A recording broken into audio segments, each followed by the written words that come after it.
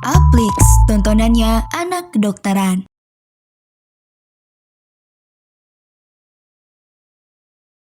Halo semuanya, kembali lagi bareng aku, Kak Ari, di video e-learning kali ini.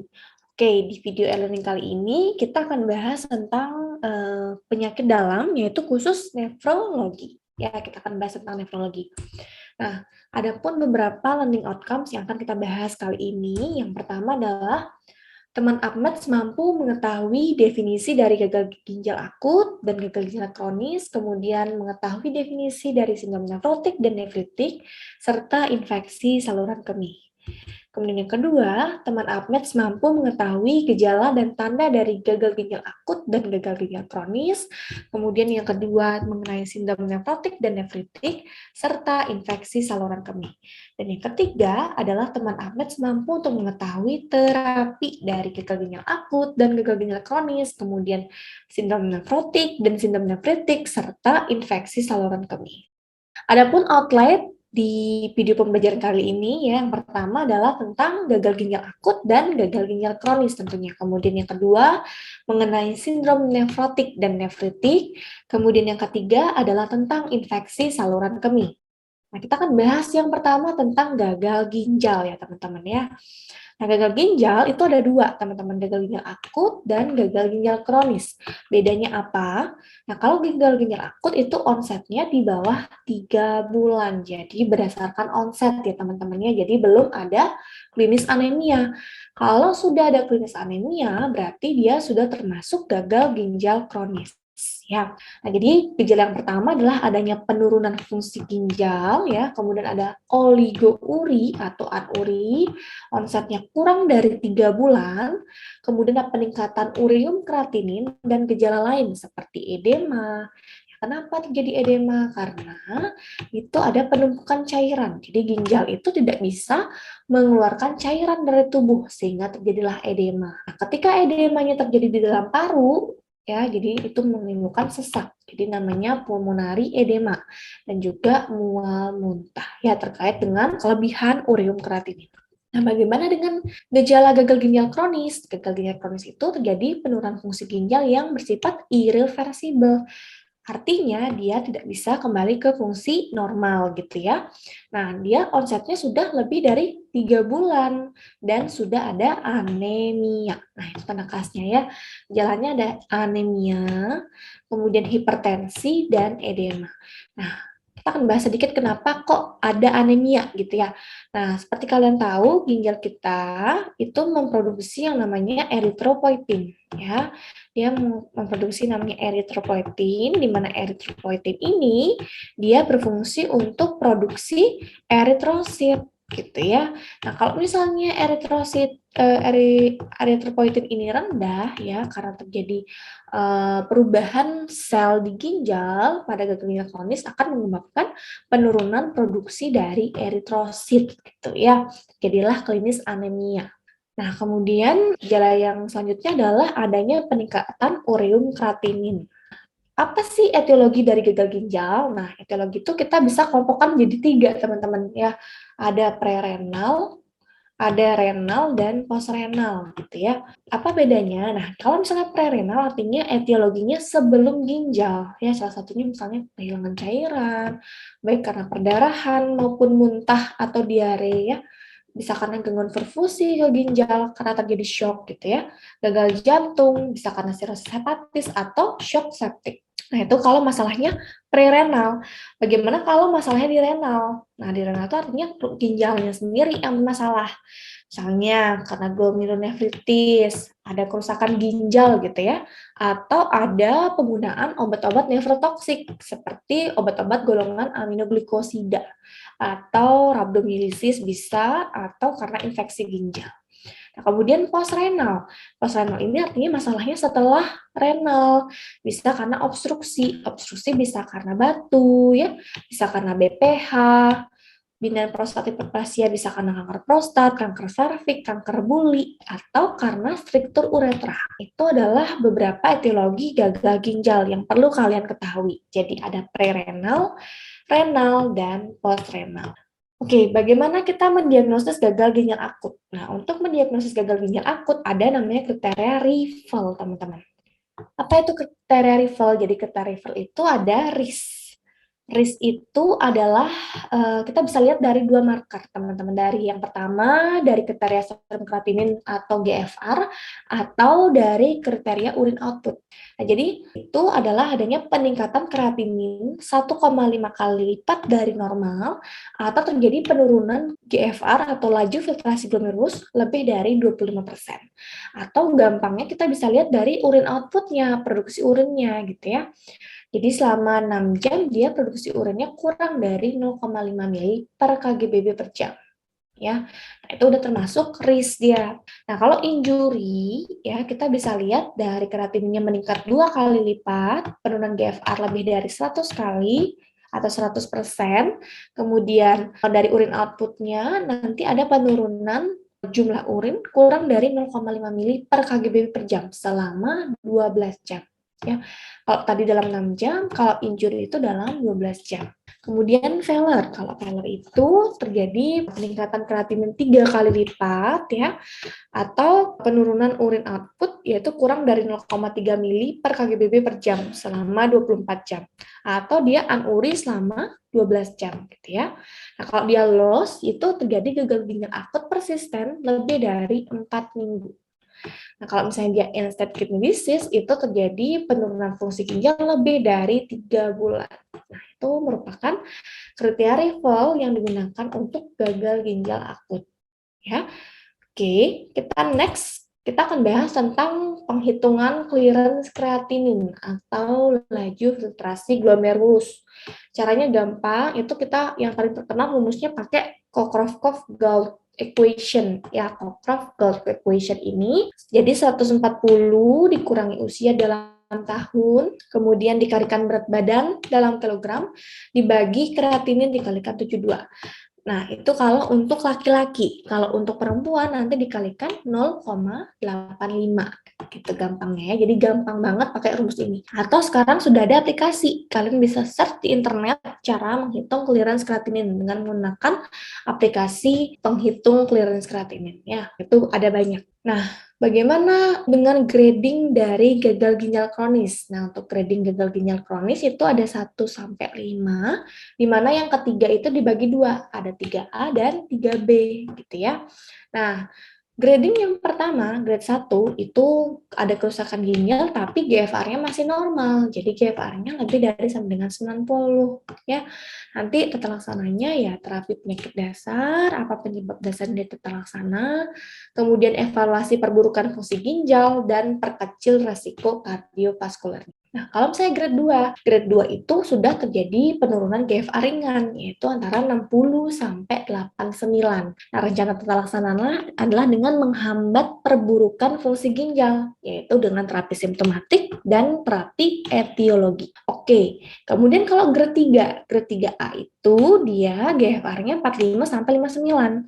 Kalau grade 3B itu 30 sampai 44.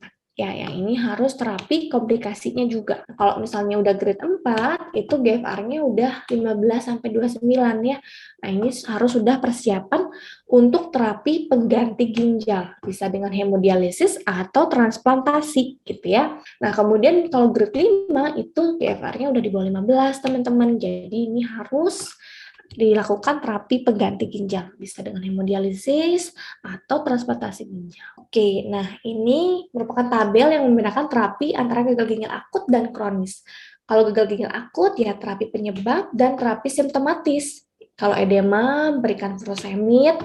Kalau terjadi hiperkalemia, berikan triple drug. Triple drug itu terdiri dari insulin, salbutamol, dan kalsium glukonase. Nah, kalau gagal ginjal kronis, kalau udah stadium 5 ya harus di hemodialisis atau terapi definitifnya adalah dengan transplantasi ginjal. Oke, nah kapan sih kita harus melakukan dialisis? Nah, untuk indikasi dialisis ada yang namanya AIUEO, teman-teman. A itu adalah asidosis. Asidosis itu ketika pH-nya kurang dari 7,1. Nah, itu indikasi dialisis. Yang kedua, terjadi intoksikasi zat, bisa alkohol, zat beracun gitu ya, itu indikasi dialisis. Kemudian U, terjadi uremia, kadar ureanya lebih dari 30 mmol per liter. Kemudian E, elektrolitnya ada hiperkalemi, hipernatremi, maupun hiponatremia. Dan O itu overload cairan, ditandai dengan adanya edema paru. Itu merupakan indikasi dialisis. Secara gampangnya adalah dengan jembatan keledai A, I, U, E, O. Gitu ya. Oke, sebelum kita lanjut ke materi selanjutnya, kita kuis dulu untuk mengetahui seberapa jauh pemahaman kalian tentang materi gagal ginjal akut dan gagal ginjal kronis ya. Nah, untuk kalian yang bisa menjawab soal kali ini, kalian bisa pause video ini ya. Oke, kita bahas ya teman-teman. Tapi biasa kita baca dulu soalnya ya.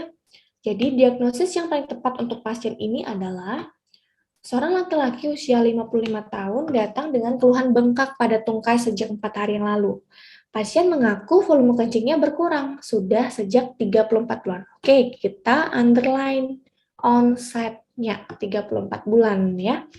Kemudian pasien mengaku memiliki riwayat diabetes mellitus yang tidak terkontrol sejak 10 tahun. Dari pemeriksaan fisik didapatkan tekanan darah 160/100, heart rate-nya 92 kali per menit, RR-nya normal, taksnya normal.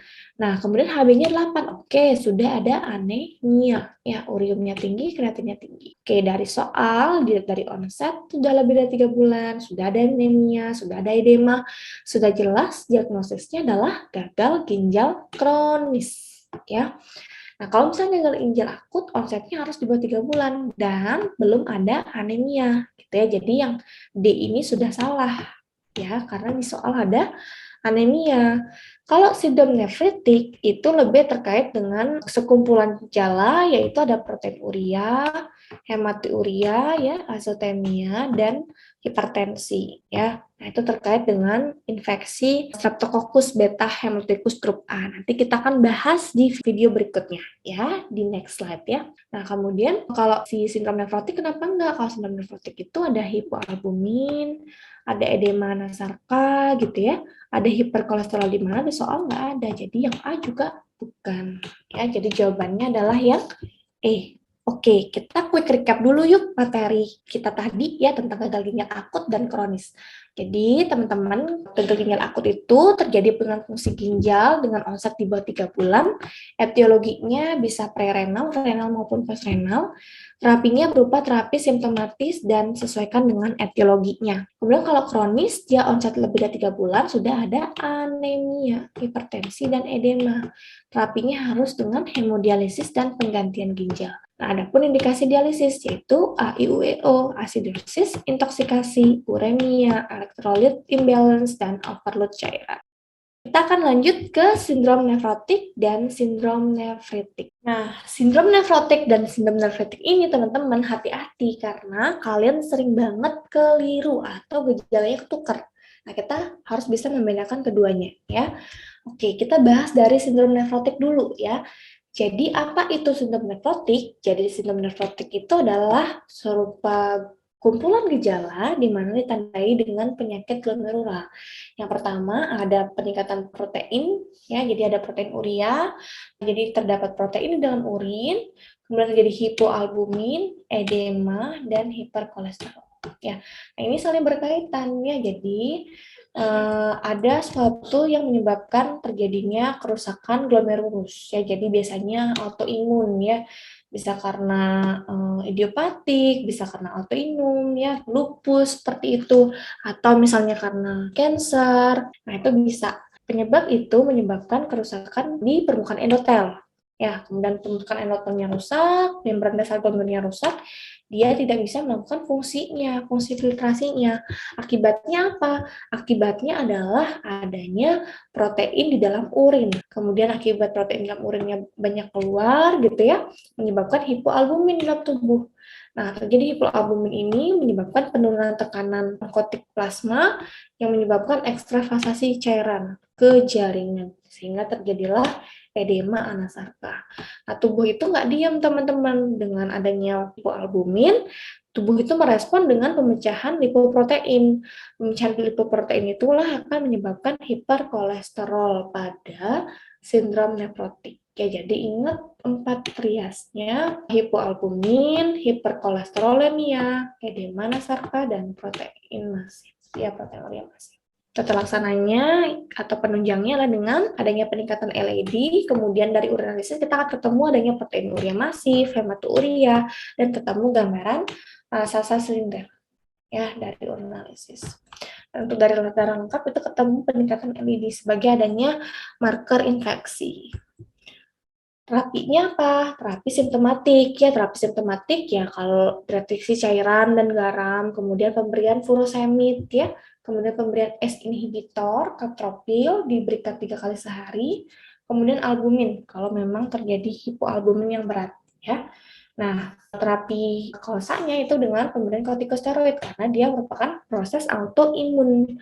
Ya, jadi pemberian kortikosteroidnya berupa prednison 2 mg per kg/BB per hari, maksimal 80 mg per hari dalam dosis terbagi selama 4 minggu ya.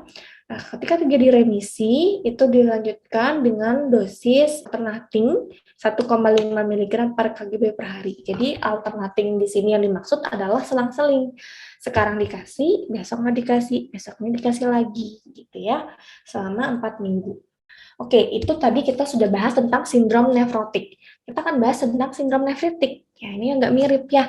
Tapi nefritik ini biasanya ditandai dengan adanya peradangan di glomerulus. Ya, penyebabnya yang paling sering adalah si GENAPS. GENAPS ini adalah terkait dengan infeksi Streptococcus ya. Jadi GENAPS itu kepanjangannya adalah glomerulonefritis akut pasca Streptococcus infection.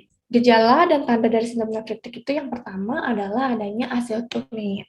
Ya, azeotemia itu adalah peningkatan urium kreatinin. Kemudian ada red blood case, ya, jadi ditambahkan seperti air cucian daging kayak gini. Kemudian ada oligouri, kemudian ada proteinuria, hematuria, kemudian hipertensi, ya terkait dengan adanya penurunan GFR. Kemudian dari pemeriksaan penunjang ditemukan peningkatan LED. Kemudian kreatinin serumnya juga meningkat, dan dari urinalisis akan ketemu proteinuria dan hematuria masif. Ya, seperti ini gambarannya. Seperti air cucian daging, gitu ya. Nah, terapi dari sindrom nefritik apa? Yang pertama pasti tentunya restriksi cairan ya. Kemudian terapi simptomatiknya diberikan diuretik, furosemid ya 1 kali sehari. Kemudian pemberian ACE inhibitor bisa lamipril, lisinopril atau kandesartan ya golongan ARB. Kemudian pemberian kortikosteroid, prednison 1 mg per kg/BB per hari. Kemudian pemberian antibiotik tentunya ya, pilihannya boleh penisilin ya 500 mg 2 kali sehari dalam 10 hari atau penisilin G 900.000 unit IM sekali sehari.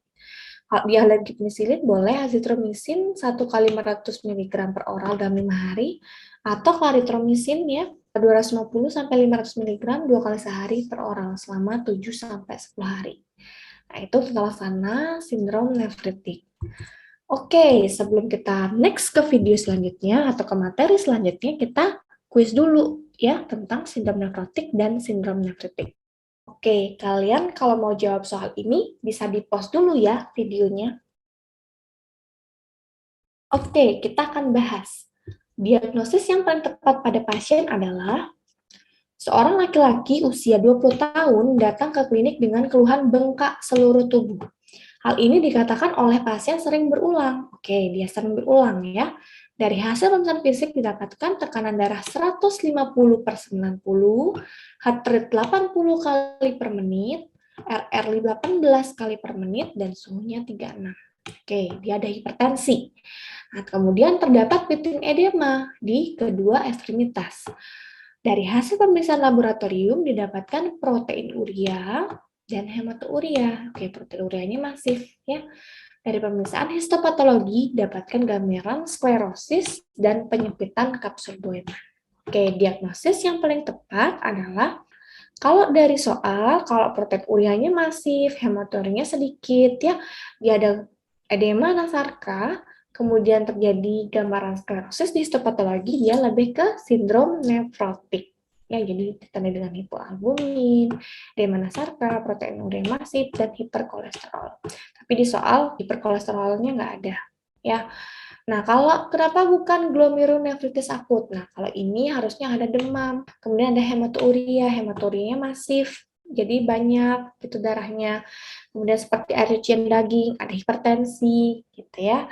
Nah, kalau sindrom nefritik juga sama, dia bagian dari glomerulonefritis akut ya, atau glomerulonefritis akut itu bagian dari sindrom nefritik. Jadi gejalanya sama, ada proteinuri, hematouri, ya, azotemia, hipertensi.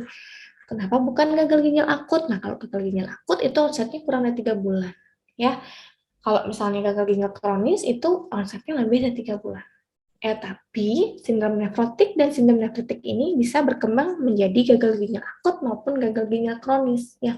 Tapi karena di soal belum terjadi penurunan fungsi ginjal, berarti masih dalam tahapan sindrom nefrotik. Oke, kita review dulu ya tentang materi sindrom nefrotik dan nefritik.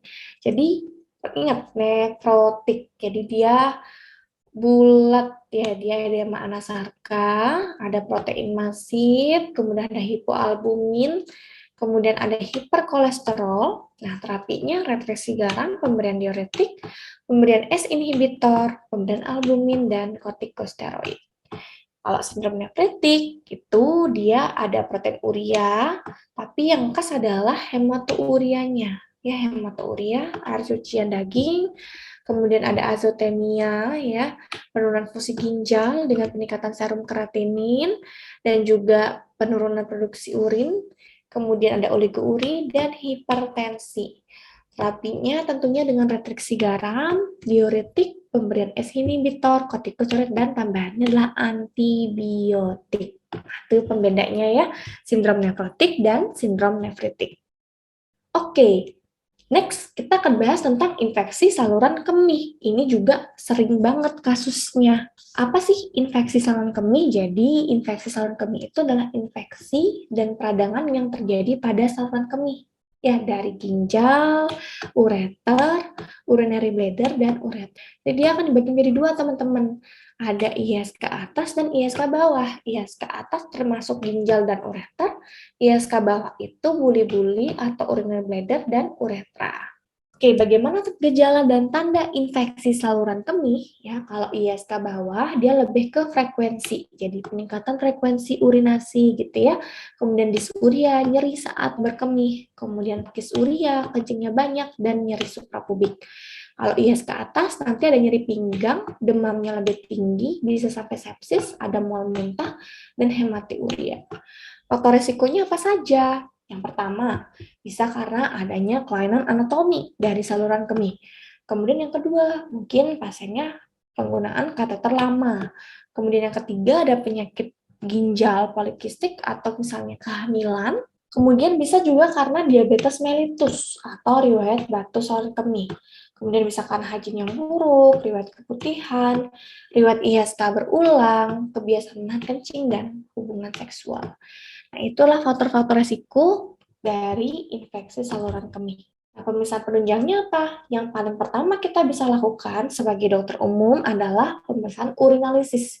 Bisa dengan kualitatif dengan menggunakan dipstick urin kayak gini. Tapi kalau misalnya yang pasti harusnya dengan penggunaan urin pancar tengah ya.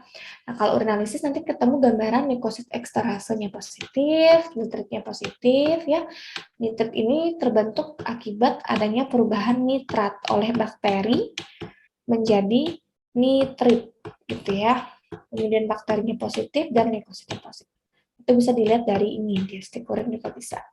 Kemudian bisa dengan kultur urin, nanti ketemu bakteri lebih dari 10⁻5. Nah, diagnosisnya bisa dari, kalau misalnya dari simptomatik ya, disuri, demam, ada frekuensi atau anyang-anyangan, kemudian bakterinya lebih dari 10⁻5. Kalau misalnya asimptomatik, itu bisa lihat dengan adanya bakteria lebih dari 10⁻5 pada 2 kali spesimen. Gitu ya, baru kita bisa katakan dia mengalami ISK. Nah, kemudian terapinya apa? Terapinya kalau misalnya dia ISK bawah gitu ya, kita pilihan pertamanya dengan cotrimoxazole. Ya, itu kombinasi trimetoprim dan sulfametosazole. Nah, kalau anak-anak itu pilihnya 2 kali 1 selama 3 hari, dosis 80 dan 400 mg. Kalau misalnya dewasa 160 dan 800 mg. 2 kali 1 selama 3 hari. Kemudian kalau misalnya itu tidak ada, boleh pilihan keduanya fluoroquinolone, contohnya Cipro 2 kali 500 selama 7 hari, ya, atau Levo 1 kali 250 selama 7 hari. Nah, kalau misalnya nggak ada, kita pilih cefixime. Cefixime 1 kali 400 mg selama 3 hari, atau amoxicillin 2 kali 500 selama 7 hari, atau nitrofuratoin monohidrat 2 kali 100 selama 7 hari. Nah, untuk etiologinya, kalau wanita itu paling sering E. coli, teman-teman. Kalau laki-laki paling sering karena Proteus mirabilis, karena adanya kelainan anatomi. Nah, kemudian kalau misalnya dia IS ke atas, itu pemberian antibiotik parenteral. Pilihan pertamanya adalah cefixime 2 kali 100 gram. Atau yang kedua, ciprofloxacin 2 kali 400 mg. Atau levo 1 kali 500 mg. Atau ofloxacin juga bisa 2 kali 400 mg. Atau gabungan gentamisin dan ampicillin. Nah, adapun efek samping dari obat ISK apa saja? Yang pertama, kalau cotrimoxazole itu ya mual muntah, penurunan nafsu makan, bisa menyebabkan TEN juga bisa ya. Kemudian kalau Ipsipro ya tendinitis, ruptur tendon, neuropati perifer, pemanjangan QT interval, hipoglikemi juga bisa. Kemudian kalau levofloxacin ya mual, diare, konstipasi, sakit kepala, insomnia gitu ya. Rasa terbakar gitu juga bisa. Kalau cefixime reaksi persensitivitas, kemudian gagal ginjal akut, nyeri kepala, ikterus bisa. Kalau gentamisin ya gangguan vestibular, neuropati perifer, dan peningkatan kadar kreatinitrasi. Nah, itu kalian bisa baca lagi efek samping dari setiap obat-obatan infeksi saluran kemih.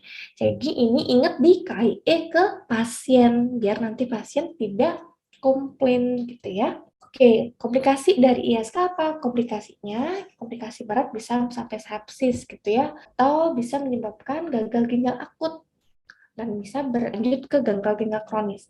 Nah, kalau misalnya IS ke atas itu paling sering menyebabkan urosepsis yang bisa menyebabkan shock septic.